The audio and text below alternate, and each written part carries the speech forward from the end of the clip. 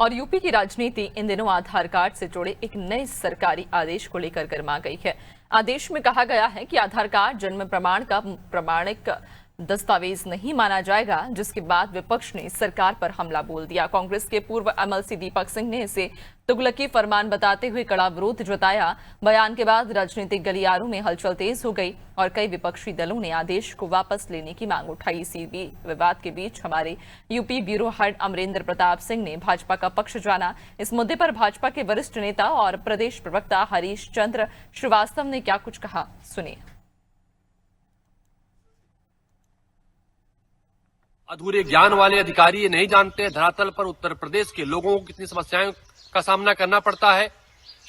विलंबित जन्म प्रमाण पत्र बनवाने के लिए आदमी को एसडीएम कोर्ट में मुकदमे दर्ज करने पड़ेंगे। तो मुझे लगता है सरकार अपने ज्ञान कक्ष को खोले, अधिकारियों के ज्ञान से उत्तर प्रदेश की जनता को कष्ट न पहुंचाए।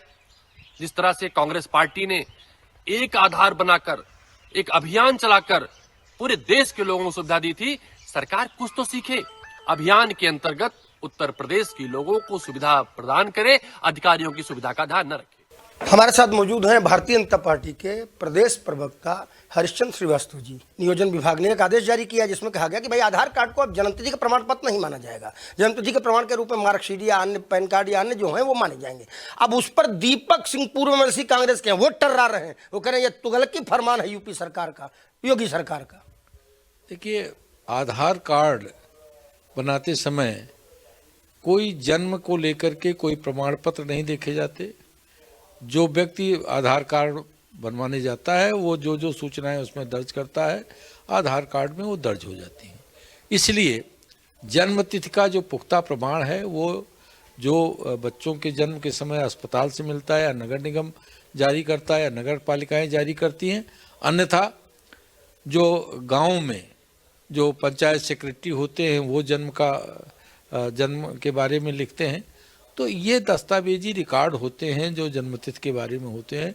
तो निश्चित रूप से जन्मतिथि को लेकर के जो नियोजन विभाग ने जो प्रपत्र जारी किया है, निश्चित रूप से उसकी वो वास्तविकता यही है कि जन्मतिथि को लेकर तथ्यगत प्रमाण पत्र होने चाहिए। एमएलसी दीपक सिंह के हमले पर क्या कहेंगे? देखिए, मैंने कहा ना कि कांग्रेस के कुछ नेताओं का चलन, और दीपक सिंह जी भी कांग्रेस के ही नेता हैं, कांग्रेस पार्टी से एमएलसी रहे, तो जो उनके नेता कह रहे हैं वही तो फॉलो करेंगे। वो भी भ्रम और झूठ फैलाने का जो एक चलन कांग्रेस की है उसी को फॉलो कर रहे हैं।